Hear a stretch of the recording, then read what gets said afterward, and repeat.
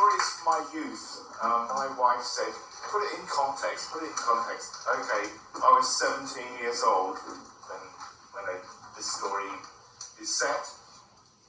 I don't know how it was born, the idea of hitchhiking around Scotland, but my school friend Angus and I decided this was a great idea. So my dad dropped us off at a roundabout on the way out of Grimsby, and we made it to the fabulous place called Knutsford Services on the M6. Where we were stuck. There was actually a queue for people hitchhiking, and we were at the back of the queue. 4 hours in, I was a little distracted when my friend Angus got to the front of the queue, and amazingly, a yellow Opel Manta stopped for us, or stopped for him. He said to the driver, who turned out to be called Dave,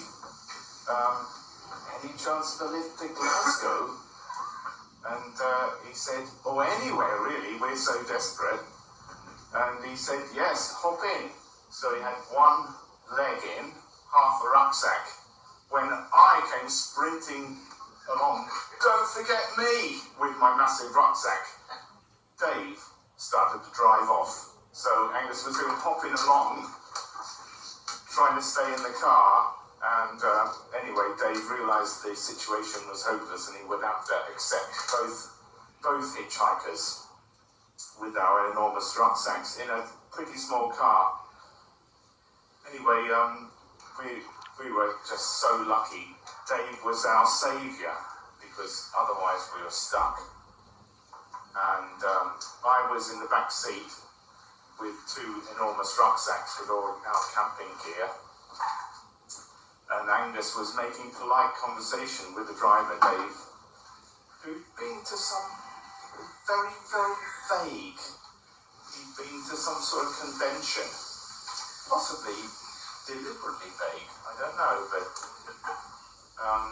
some sort of convention. And they chatted away, and I was sort of nodding off. We were just so blissfully relieved and happy that we got a lift.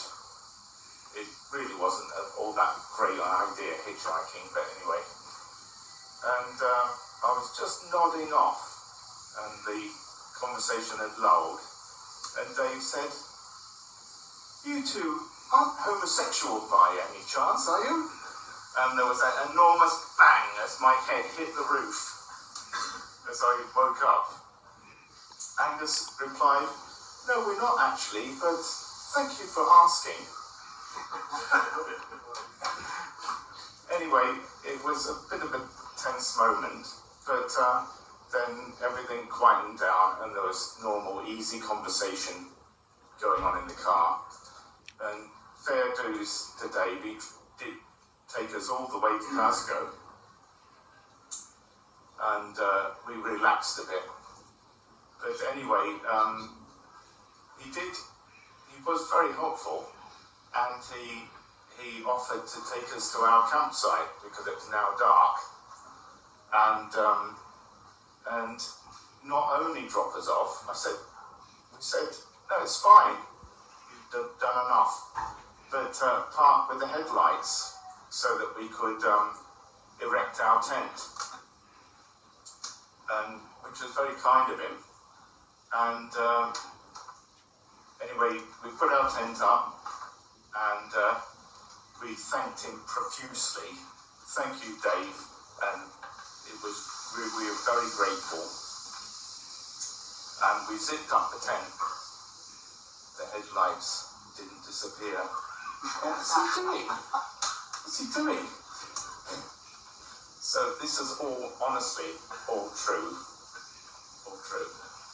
So I was looking at my friend Angus, and I know what we'll do. So we unzipped the tent and we waved, goodbye Dave, thank you for the lift, thanks for the lift, thanks, it was really great, and thanks for helping us put the tent up.